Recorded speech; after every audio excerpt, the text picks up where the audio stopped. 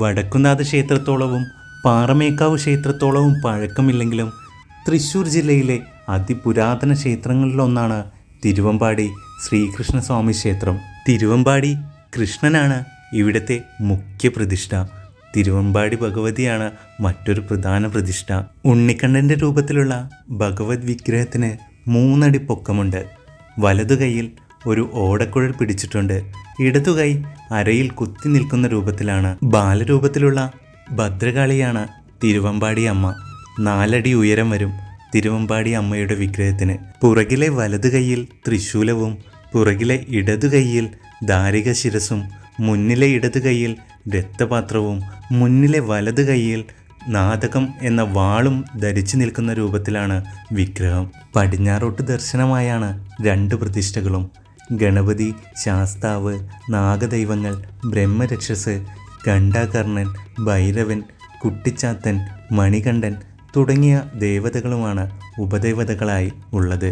കൂടാതെ ക്ഷേത്രത്തിലെ പുറകിലായി ചെറിയൊരു ഗണപതി ക്ഷേത്രവുമുണ്ട്. ഇത് പ്രദേശത്തെ തമിഴ് ബ്രാഹ്മണരുടെ വകയാണ് ഈ ക്ഷേത്രം. 1942 പണി കഴിപ്പിച്ച ഈ ഗണപതി ക്ഷേത്രത്തിൽ പ്രധാന ദേവതയായ ഗണപതി കൂടാതെ സുബ്രഹ്മണ്യൻ, ഹനുമാൻ, നവഗ്രഹങ്ങൾ, നാഗദൈവങ്ങൾ എന്നിവയും പ്രതിഷ്ഠിച്ചിട്ടുണ്ട്.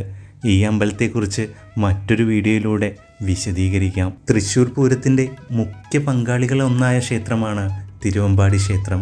ഐതിഹ്യപ്രകാരം ഇവിടുത്തെ മുഖ്യ പ്രതിഷ്ഠയായ ശ്രീകൃഷ്ണൻ്റെ മൂലസ്ഥാനം തൃശ്ശൂരിൽ നിന്നും ഏകദേശം 15 കിലോമീറ്റർ വടക്കു പടിഞ്ഞാറായി സ്ഥിതി ചെയ്യുന്ന എടക്കളത്തൂർ എന്ന സ്ഥലമായിരുന്നു.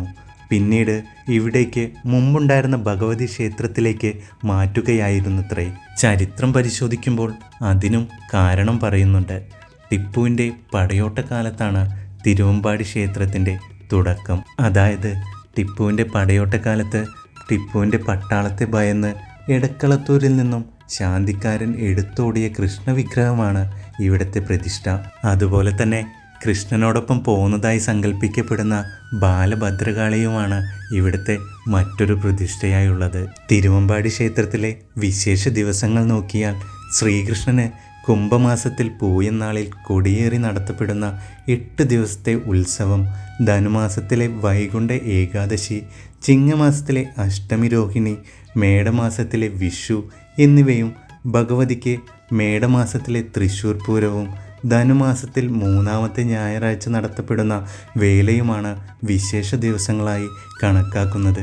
അതുപോലെ നിത്യേനെ 3 പൂജകളും 3 ശീവേലിയുമുള്ള മഹാക്ഷേത്രം കൂടിയാണ് തിരുവമ്പാടി ക്ഷേത്രം. പുലർച്ചെ 4 മണിക്ക് തവിൽ, നാദസ്വരം തുടങ്ങിയ വാദ്യങ്ങളുടെയും 7 തവണയുള്ള ശംഖനാദത്തോടെയും പള്ളി ഉണർത്തിയ ശേഷം 4:30-ക്ക് നട തുറക്കുന്നു. നിർമ്മാല്യ ദർശനമാണ് ആദ്യത്തെ ചടങ്ങ്. ഭഗവാന്റെയും ഭഗവതിയുടെയും നടയിൽ ഒരുമിച്ചാണ് നിർമ്മാല്യ ദർശനം. അതിനുശേഷം അഭിഷേകം തുടങ്ങുന്നു. എണ്ണയഭിഷേകമാണ് ആദ്യം നടത്തുന്നത്. വിവിധ ഇനം പച്ചമരുന്നുകൾ ചേർത്തുണ്ടാക്കിയ നല്ലെണ്ണ വിഗ്രഹത്തിൽ അഭിഷേകം ചെയ്യുന്നു. അതിനുശേഷം വാകച്ചാർത്താണ്.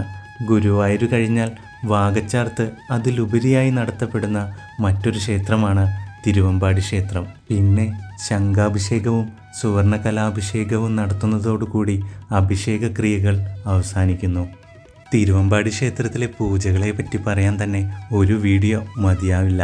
അതുകൊണ്ട് തന്നെ മറ്റൊരു വീഡിയോയിലൂടെ പൂജാക്രിയകളെക്കുറിച്ചെല്ലാം നമ്മൾ വിശദീകരിക്കാം.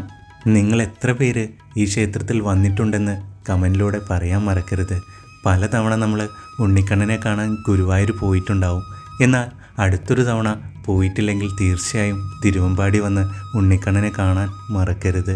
ഈ വീഡിയോ ഇഷ്ടപ്പെട്ടാൽ ലൈക്ക് ചെയ്യാനും ചാനൽ സബ്സ്ക്രൈബ് ചെയ്യാനും മറക്കണ്ട. മറ്റൊരു വീഡിയോയിൽ മറ്റൊരു ക്ഷേത്രത്തിൻ്റെ വിശേഷങ്ങളും ഐതിഹ്യങ്ങളുമായി കാണാം. ബൈ.